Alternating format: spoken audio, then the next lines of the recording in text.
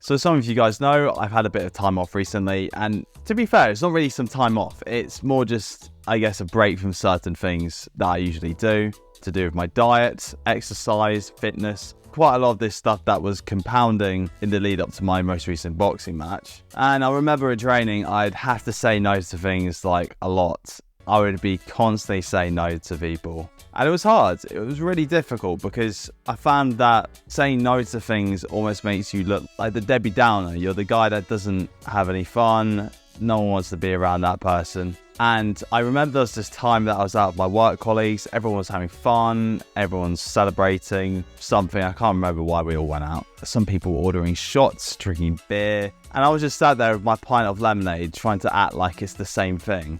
And it was difficult. People were trying to get me to drink. They were saying, oh, you can have one. But the reality is when you're disciplined about something, it's either all or nothing. And I remember one of my work colleagues was trying to get me to take a shot. And I just had to say no to it. I couldn't have this shot. But anyway, I quickly finished my pint of lemonade and had to go on this cold evening run. And this is one of the many times of training where I had to give up something fun. And I had to be a downer because I had this fight coming up. Now, fast forward to after my fight, I won, big whoop, and raised some money for charity, which was pretty awesome as well. I was eating all the chocolate, I was vaping, not stretching or doing yoga as much. And it finally got to this moment where I could finally drink alcohol, have the rubbish food, do everything that I wanted to do. So anyways, I was able to go out with my work colleagues and actually be out drinking with them and kind of being the fun guy that I could be deep down and stuff, obviously when alcohol was involved. It was almost like a complete U-turn, and also part of me felt like I was letting myself down. Like they were so used to seeing the Chris that was disciplined in training that they were just not used to seeing me just down like a rum and coke in like 5 seconds. So a few weeks passed, and what I do recognize is that the things that I was abstaining from during my camp and during my training, they had like less novelty. They didn't feel as special to me now that I was able to have them in my life again.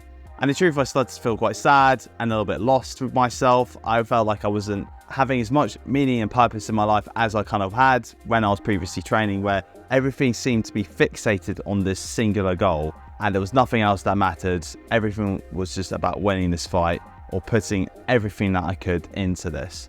But I'll be honest with you guys, the training, the discipline, it wasn't to win a fight. It wasn't to take a break for the bad habits that I'd been subconsciously accumulating over the previous months. The true benefit was to help set a standard for myself. A couple of years ago, and I'm sure a lot of you can relate, I could never have pictured myself being in the position I am today. And that's a good thing, it's not a bad thing. But it just shows you how sometimes when you get to a certain place, it's only when you look back, you realize that things have changed for the better. They have improved. And since I've seen what is truly possible if I commit myself to doing something, I can't go back. I can't just go back to where I was before, where I wasn't really taking stuff seriously. I didn't have the consistency or the discipline to do things.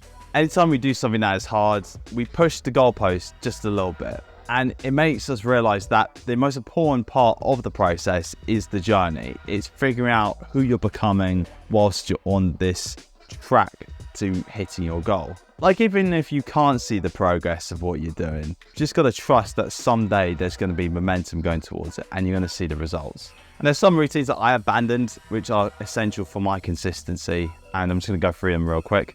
The first one is chasing excitement and pleasure doesn't always bring you happiness, but like most people, we always think it does. Living healthily is a good thing. Taking the proper steps to look after yourself. Living simply is criminally underrated. You don't have to waste your paycheck every single weekend just to feel like there's some excitement going on.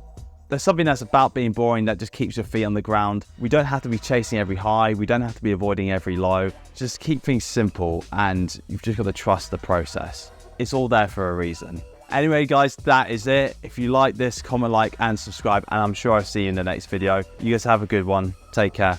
Goodbye.